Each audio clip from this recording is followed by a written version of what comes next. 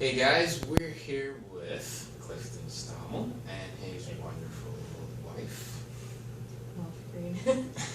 It's alright. Here, yes. She's here, yes. And this is your first time to NAB, so we know that for a fact. I personally have been following you for the longest time.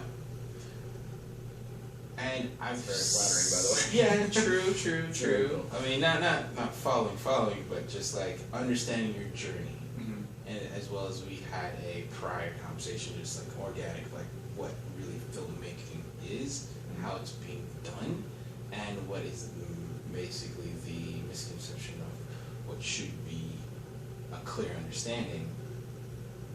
But what I would like to touch on is that. But also your product that you have put out for individuals like myself and the industry that are not just focusing on just buying the product, but we're really trying to enhance the story that which is supported by the product. So please tell us about how you started and like where you're coming from and your product as well. Okay. So as a art school graduate, I actually went to the Columbus College of Art and Design in Columbus, Ohio for photography, commercial photography. Right. While I was there, I took some video electives, got really into small sort of explorative filmmaking, and graduated my photo degree, went into commercial photography, right away. And it's cool, and it's it's cool as a photographer because you can be sort of a one-man show. Right. A photographer with an assistant, a photographer with a second shooter and assistant can accomplish pretty much any size, any scale project.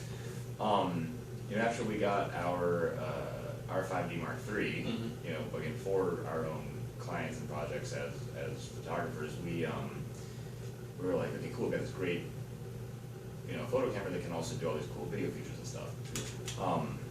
I had been following, independent hack developments like Magic Lantern, and I really liked what they had done with the 5D Mark II and their old T2I, and I was sort of torn between, do I go with the 5D Mark II and this really cool hack that, could have potential additional developments and stuff, or do I go with the 5D III? And when comparing, the features that are unlocked at the time, the 5D III really seemed to have a lot of what Magic Lantern had done integrated into it as like a core, stable solution for it. So I went that route and dabbled in video with it. Did some some experimental shooting, exploring, sort of. We created these films that we called mental gingers that were just us finding a space or this or a great structure that we really liked. And we would just explore it and shoot it and just sort of be inside of it, outside of it, up and down, climbing over it, creating all these shots and flows of the space or thing or whatever, and heading back, throwing it in Premiere, and just cutting it to music. Just creating this sort of flow, organically interacting with the music that they were putting it to. And by the time I had them put together, I was really proud of them, but there was no story, there was no, there wasn't any purpose of them, just it was something nice to look at and sort of experience. So we go to the mental ginger, it's like a palate cleanser. You eat ginger, nice. Sushi is a palate cleanser, sort of a palate cleanser for your mind. I really liked, what was his name, the splatter paint guy? Pollock.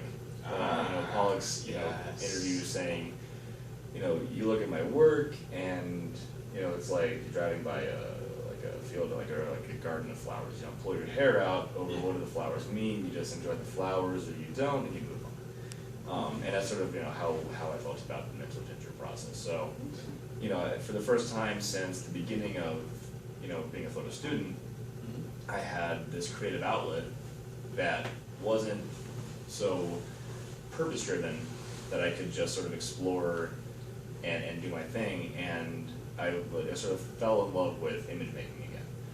Nice. From there, I was like, okay, well, I really love being attached to the camera. I really like, making these shots. I'm liking the editing process. I like this whole thing. let's get some actors involved, let's do some short films. And doing a couple of short films with our video DSLR, I was really happy with the image quality, and found out right away when you have humans involved and scheduling and location and props that no man is an island really applies to filmmaking. And so, we really got into the hugely collaborative, sort of super organic nature of independent filmmaking. And we really had to learn to lean on the people and, pull in others who have expertise. Even just directing and DPing at the same time is complex enough. And I totally see why on a large scale you have, one person operating a camera and one guy pulling the focus, and then another guy, directing 3 people who all have cameras running at the same time, and how that team, that community really builds. So all that started to make sense to me, and I really started losing, that photographer's territorialism. Okay. I lost a lot of that while exploring filmmaking and just doing my own indie productions. I had a when I was a photographer, I had multiple camera bodies that I had modified to do infrared photography. So we had a D40, a D60, a T2I. In each of them, as a person who grew up, with a small business owner parent who was in IT, computer consulting, company of her own, my mom, taught me the whole ins and outs of computers and hardware. I was very comfortable with being inside of the circuitry of a machine. So each of these cameras that I modify, much like every computer I ever built, for my own projects and my own work, and I was totally comfortable with getting in there. I understood, the connector types and all that, and I would do the modifications myself. So I'm very comfortable being inside and outside of a computer, inside and outside of a camera. Every piece of equipment I own is modified. Realistically, that's not really an exaggeration. I pretty much avoid every warranty within 15 days of opening any product. It's cool because it helps me understand my tools better, and it helps me shape my tools to fit my needs, better. And I think that, there really is no one solution that's going to fit everything.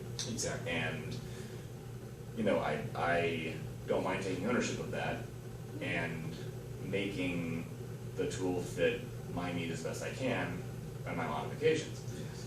And so I was super stoked when Magic Lantern hit the 5D3 and allowed things like the Cinema D&D raw workflow to come to a DSLR, because I understood that part of what made these great huge cinema cameras was access to footage that was effectively a professional raw photograph, 24, 60, 120 times per second. Yeah.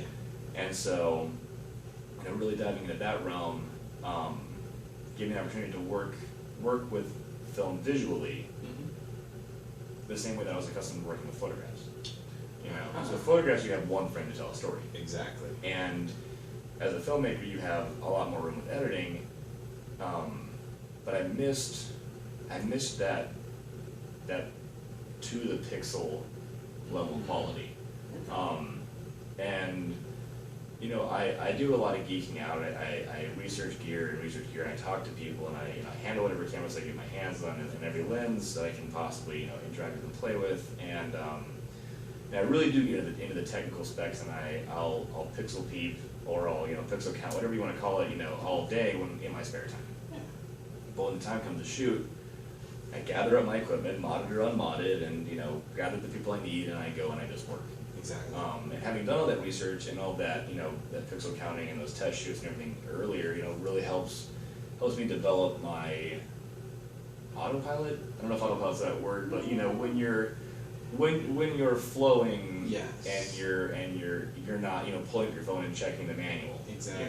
On a shoot, you need to know this information without having to sort of try and remember, like, oh crud, where is this setting? Right. So sort of like I said, sort of programming my. So, I don't know if autopilot's that word. It's not. Synergy. Yeah, it's just an understanding of like your movement. Yeah. Within. My automatic recall of whatever processes or techniques or statistics I need to know for what I'm working with. Sure. So, you know, so like, I have this sort of in-between relationship where I totally believe in the completely organic nature of independent filmmaking and the collaborative effort of that, and using what tools you have to do the job, and when they don't, modify them in a way to make them work as best you can. But I also really get into all that super technical side of it, and I love having access to that, you know, that stuff, and that's where, you know, this Magic Lantern hack and the raw workflow really brought all that together for me. Perfect. I had this way to work with these images, and when Blackmagic came up with 2.5K, I, you know, grabbed one of those up right away, an opportunity to shoot the same sort of feeling 7D raw, you know, 2.5K stable with an internal system. They shot to SSDs. That was, you know, it's like all in one package. Super exciting for me. Ergonomically, not the best camera, but you know, where I was and what I was interested in, I wanted the highest quality file with, you know, the best pixels I could get, and for less than I paid for my 5D Mark III, I had that in a dedicated video camera. There you go. So I had that. I had the C100 dual pixel version for a while. Okay. Worked with those two cameras, really compared the codecs, compared the workflow, compared the on-set experience between, you know, the lunchbox, the lens versus the beautiful grapefruit that the C100 is. It's such an ergonomic dream to handle those cameras.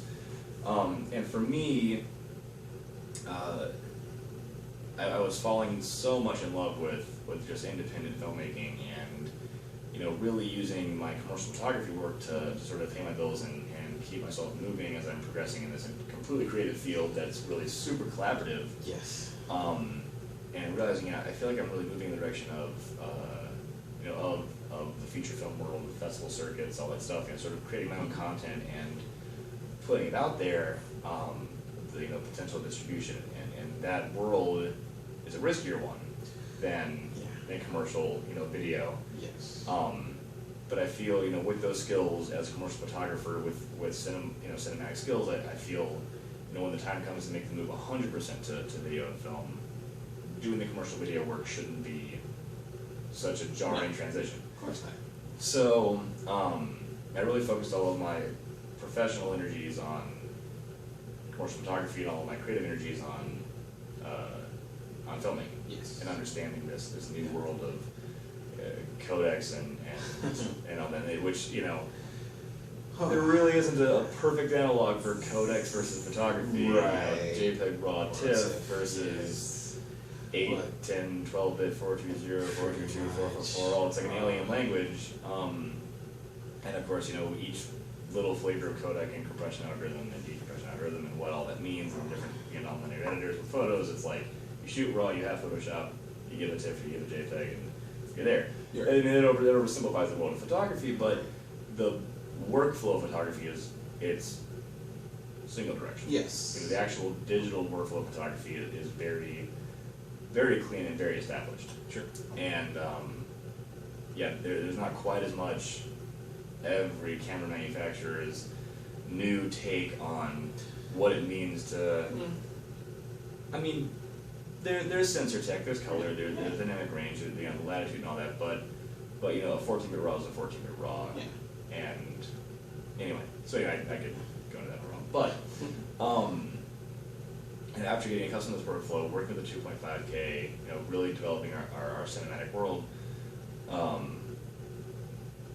last year's NAB, Yes. Blackmagic announced, put on display, really blasted out their URSA Mini, and I was in love with the 1080p raw out of the 5D3. I really enjoyed the 2.5K that we had access to, with, you know, the extra room for cropping and stabilizing, and the extra dynamic range over DSLR, Right. but really keeping us in the D&G. And when they announced this URSA Mini, you know, when the 4K came out, I don't think I was quite ready for 4K. That production came out. When the full-size URSA came out, I was so deep into the collaborative nature of filmmaking, how many, you know, people need to be on set, even a half a dozen people, still way more than just a model and photographer. Yes. So I remember looking at the thing and being like, man, you know, $5,000 for a 4K RAW camera that's, you know, got the built-in screen, got the audio panel, all this stuff. Definitely designed, great machine for having 3 people around a single workstation that also is your camera, Exactly. you know. And I think that as that price point attracted indie filmmakers who don't have a 3-person dedicated crew to do a camera, pretty quickly that need to shrink that tech emerged really fast. Yeah. And you saw all these people with that great big workstation, you know, designed for being handled by 3 people, up on one guy's shoulder. You know, so many people were shooting that way, because, you know, it was the cheapest way to get that kind of quality. Oh, yeah. But it required you to lug around this, you know, after battery lenses, 20-pound, you know. We all know it. Yeah, we all remember that. Yeah. So, I mean, all the times that I rented the full size URSA, you know, for different projects, and like, I remember like looking back at that footage and the editing process, just thinking, man, you know, maybe there's something to this 4K thing. And you know, the 4K RAW is beautiful. I prefer working with that over, you know, I prefer working with 1080p RAW over 4K, 8x 4K0. For me, the color is way more. It just looks Smoother. It's smoother. It's more lifelike. It's creamier. Yeah, it's, you know, cinematic. Yes. So as they say. So lifelike. Yeah. Yeah. So you know, when you apply this 4K excitement and this 4K, you know, super sharp, super high res, you know, ability to, you know, super crop in, or even if you got the 4K setup to view it, Right. you know, being able to export that quality at that, I mean, it's like a win. Right. It's amazing. So I remember just every time I'd be working at the footage, I'd just think, man, maybe I should go and maybe I should just go ahead and invest in this camera. Maybe I'll just have to learn to wield Yes. the thing, Yeah. and invest in it and have it for all my personal stuff as well as my, you know, larger collaborations with people who wanted to get. And basically, you know, each time that after that thought that I'd rent it, I'd pull it out and guess, no, maybe not. So, you know, when I saw there, you know, all these videos about the 4.6K URSA Mini and the 4K URSA Mini, you know, these 2 separate model options and the new ergonomics, Right. 1/3 the weight, all this stuff, I was like, Yes. you know, great guns, just woo, yeah, it's finally happening, it's awesome. And you know, looking at the system, I was just like, dang, it takes CFast though. And you know, for me, it's like you rent the URSA, you rent a CFast card, you do your project, you send it all back, it's a part of your budget. But when you look at a camera you're going to own, Yeah. you know, renting media for a camera you own, it's a little, to me, it's a little ludicrous, because you own so you can use it whenever you want, Right. all the time, or you know, or if you know, a last minute project comes in 24 hours before they need you to shoot, you know, the time to get one shipped to you in the Midwest, especially, you know, Indianapolis, Indiana, we don't have a bunch of rental shops that have, you know, Reds and REs and you know, AJs and, you know, high-end Panasonics, and certainly not Blackmagic floating around. Maybe now. You know, they've been around long enough that maybe a few in Indianapolis that rent Blackmagic, but you know, getting a cinema camera in Indianapolis is Very hard. it's very hard. You need to work with your distributor to get one ordered for you, or just go to B&H and have it ordered, or at RAM, or you know, even Amazon now carries this stuff, which is cool. You know, have it shipped in, and then you work with it, or rent rentals, borrow it, whatever have you, rent it, ship in, ship out. That's how we were renting it. But yeah. So when it comes to a camera that you own, you need to be able to afford to shoot on it, and you know, really have lots of time to play with it and explore and whatnot. So I'm looking at this machine, and I know that that's the machine I want. You know, I never really drank the Kool-Aid, as they say, on future proofing. That term it's a great concept. I think that it has helped a lot of people gear up for getting ready for the future. But with any tech, you can only future-proof so far. That's true. And there's always going to be this diminishing returns on, you know, where's the best price to return investments, the price to power ratio, or the ROI. And you know, I've always, when doing my own custom computer builds, it's always been, okay, well, I can fork out, you know, $1 or $2 grand on this really great price to power ratio. You know, gives me 80% of the way to the best thing you can get. But then, you know, the 80% mark, it's interesting, with computer tech it seems, when you're doing a custom build, the 80% mark is around $1,500 to $2,000. Yes, very on much a so. personal build. But to get that 100% mark, that quickly becomes $5,000-$10,000. And, you know, again, the return on investment thing, are you going to pay 5 times as much to get an extra 20%? Right. You know? So, I'm looking at this camera body and its specs, and I'm thinking, that is a great ROI. Mm-hmm. That is a bunch of things that much bigger cameras are at a price point that's way more reasonable. Yes. And part of what I've always loved about, you know, Blackmagic's business model is they've got, you know, on prior cameras it was, you know, you got the sensor, they're in the box, Yes. so you get the codec, Yes. that looks great, it's fun to grade, it looks, you know, it's good to work with, and then you attach what you need to make it work. And as they moved in the direction of ergonomics, you know, first direction of ergonomics is pocket cam, so you got your one-man shooter, you know, set up, Exactly. and then big production, super everyone camera, but not really anything in between. Right. And when they really bridged that gap with the Mini, they sort of kept that energy of, here's the camera, all the ergonomics in place, Yeah. you know, shoulder kits available, video assist available, Yeah. but nothing proprietary. You don't have to buy the batteries, Mhm. you don't have to buy the memory, you don't even make memory or batteries, but you know, you don't have to buy their battery plates even. Exactly. You know, they don't make lenses or batteries or memory cards. You know, you can, it's got the standard quarter 20 threads on the top and the bottom. Yeah. So you can attach your own stuff or use what they have, but basically they're like, once you have our camera, you know, use whatever you want with it. Pretty much. And, you know, when it comes to cinema cameras, I really like that someone is doing that. Yeah. So, you know, I knew I wanted to go with this system, you know, great entry grade to the world of like a, you know, a block with a handle that'll let you get this kind of footage. And yeah, so we, so I started digging into, you know, the CFast interface, because I, you know, coming from a computer background and the camera mods that I've worked with, and, you know, at this point, you know, my 5v3's already got all the hacks, you know, I've done all in one. I've got Magic Lantern, I've pulled out the, you know, the hot air filter so it shoots infrared. Yeah. I found a company in Germany that makes these great clip-in filters, so my 5v3 is modded to do infrared, it shoots raw, so I could shoot infrared raw video. Right. And I have a clip-in filter to normalize it when I go shoot for a client. Right. So it was a totally versatile all-in-one camera. Perfect. And there's many 4.6K being, you know, for the 4K world, Mm-hmm. the extra resolution, you know, what the 2.5K was the 1080p world. Sure. I was like, that's absolutely where I want to go. Yes. Plus, you know, access to the slow-mo and everything that having, you know, the 5v3 and the C100 and the 2.5K didn't give us access to. I started doing this research on, you know, okay, where does CFast come from? How did it start? Where it is, you know, how did kind of, I find that it's been around for a while. CFast 1.0 is kind of older tech. Yeah, I think it was primarily used in like industrial machinery or something, you know, as like a little hard drive, you know, Oh, yeah. for operating whatever the OS on the industrial machine was. So Yeah.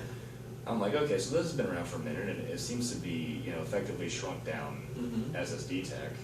And through that research and, you know, acquiring some CFast 1.0 cards and renting the URSA again, you know, basically we managed to create this this crazy strip wire data bridge. Okay. That the very, very first version was, I don't know if anyone's seen Adam Garcia's, you know, video announcement that we were doing this thing. He showed some of the first pictures, but I was sending him pictures going, hey, here's this 3D printed model, here's this wire setting out, you know, here's this thing. First time that I got an SSD to read in the computer via a CFast card reader, I was like, oh, finally. So we, you know, that's when I jumped into development right away, using the full-size URSA, and it's hardware to create this bridge and make it stable. True. So once we have this bridge and it was stable, and I'm looking at this wire mess, and I'm thinking, okay, well, this is a filmmaking tool, so I gotta be ready to attach it to a rig and take it off a rig, and I need to make sure it's in the proper housing. So we then got right to developing the actual unit, right, as it would exist, you know, for myself as a filmmaker to use on a set. You know, and by this point I'd been working with things like the Ninja Blade, which I, you know, loved having a, you know, 720p screen, you know, with a big 5-inch loop to pull focus, you know. When the video assist was available, you know, that's, by the time video assist was out, I think it had already been in development on the StommelHaus system for a while. Sure. And basically, we I jumped on that when that came out because I love having, you know, backup footage. Oh yeah. You know, the quarter 20 ounce are just super Always. universal, and so that was, you know, basically that was right when I was going to get this system, Right. the box, it's gonna look like a black piece of equipment, like most, you know, camera equipment is. We got our prototype up and ready. You know, launched the Kickstarter. At the time, it was called the CFast system. Yes. You know, because we were just looking for a name to get it out there. Yeah. The Kickstarter was successful, and you know, we took a lot of the feedback from our backers and potential backers. I mean, we had a lot of messages from people who weren't backing and saying, hey, you know, I wish it had this. We could do this. Can you make whatever? And the 3D printed prototype really didn't do justice to the final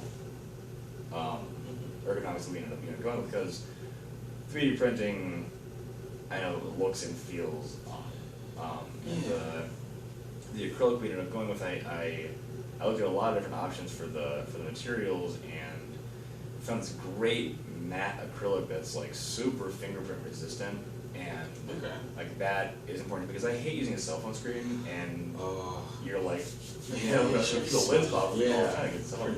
So I got this great fingerprint resistant acrylic for our external plating system, and knowing acrylic's pretty brittle, Right.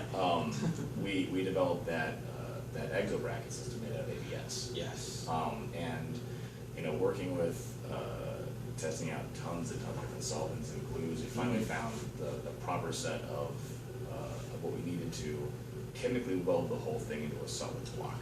Oh, okay. Yeah, which is how why it feels, you know, so sturdy is it's actually chemically welded into a single block when it's done. So It's perfect. I like it. Yeah. And we you know, we launched it. We got units out there. We were selling it for a while, and you know, we had a lot of customers, you know, saying, you know, hey, we really like it. You know, we wish you had SanDisk support. We wish that, you know, we know the 2 terabyte SSDs are coming out soon. Right. You know, we wish that we had you know, a 12-volt direct, because we don't want to be stuck with this one cable that, you know, you guys provide, that you recommend we get from Blue Shape. Right. Great company. Yeah. When we were working with Blue Shape's adapter, they actually they worked with us really closely on really locking in and understanding all the power solutions that we had available to us, and they helped us work through some of the early issues we had in our development. And by the time that we were, you know, had this stable system we were releasing, we actually at a certain point in the latter half of the life of the CFast system version of the product, we actually were integrating their external power user system in with the boxes we were shipping out. Okay. And through that relationship, you know, they invited us out to the Government Video Expo in DC last year. Yeah. And we had the CFast system on display at our first convention. Okay. Which is super cool. And you know, we were actually stationed. The Blue Shape booth was right next to the Blackmagic booth. We literally shared a wall with them there. So that was our first chance to talk to Blackmagic directly and say, hey, we've got this thing. You know, their guys were taking pictures of their cell phones, sending it to heavy corporate, and you know, not too long after that, we said, okay, well, this product has been, you know, 100 or so units deep. You know, Kickstarter and post Kickstarter included. We said, you know, we've got this product. It's been really shooting with it. Been happy with it. I really feel like there are 3 or 4, you know, features that people have been asking for that I think we really ought to implement, and as quickly as we can get this new, you know, sort of souped up, beefed up version out there right away. That you know, we didn't want to jump right away into saying, you know, the CFast system is our is our entry level, and then, you know, the Attic was gonna be our pro version. I said, we just need to replace it, make the Attic the version, and just say, you know, get it out there, you know, because I don't wanna create these stepping stones for people who, you know, wanted to make sure they have this reliable product, you know, from the first place. So, you know, by this point I picked up a product manager, because, again, I'm a filmmaker, I'm a shooter, Yes. and this, you know, this process of creating this tool for everybody has been a ton of fun. But I do want to get back to shooting. So, you know, once this is set and running, and you know, I've got someone to help me, you know, field messages and you know, take tally of, you know, how the product side of the business is going, I can get back out there and keep shooting and be involved for development, for touring the product, for doing conventions and whatnot. But then, you know, really hand it off to you know, this person that I trust to manage it, and the assembly team I trust to do the final mass assembly. So we reached out to actually a few companies here in the U.S. to help shrink and move our power regulated beef up and move our power regulation system internally. Okay. As well as, you know, get the cabling system managed, and you know, do our modify a little bit of our sizing of our plating system. And I think we have there are a total of 4 or 5 U.S. based companies that actually supply all the parts that go into the Atoch C2S now. Yeah. And you know, our upgraded features, I think our key upgraded features were, you know, we added 2 terabyte support. We picked up SanDisk for people who, you know, want to keep with a photo brand, Right. or photo video brand. Yeah. The LED verified power switch, so you can see when it's on, switch it off to save power. If you know, if you're not shooting, you want to leave your camera on for whatever reason, you can switch that off. And what was the other one? There was one. There was another one. Oh, the 12 to 24 volts directly. Yes. So, you know, all these U.S. companies create our custom requested components, custom commission components, and actually send them to us where we do final assembly in-house. Okay. And the product actually goes through a 3-step QC process. Yes. Because we're, again, the whole way that I'm running the product management side of this business, product development side of this business, is from a filmmaker standpoint. Exactly. So, you know, when I'm on set shooting, I don't want to be thinking about whether or not I got, you know, a lemon copy of my product. So basically, you know, we get all our components in, we got our whole first wave QC on all the components as they exist independently. Right. Anything questionable at all, we send it back, you know, for verification and for, you know, for replacement and whatever, because we have zero tolerance for error on this, because this is people's data, this is people's, you know, this is someone's film, from whether they're shooting a feature film, you know, on a budget, or a personal project that they're just super proud of. Yeah. Every film is super important, and data is not something you screw around with. So, you know, anything is questionable, it's gone, and we build it. And while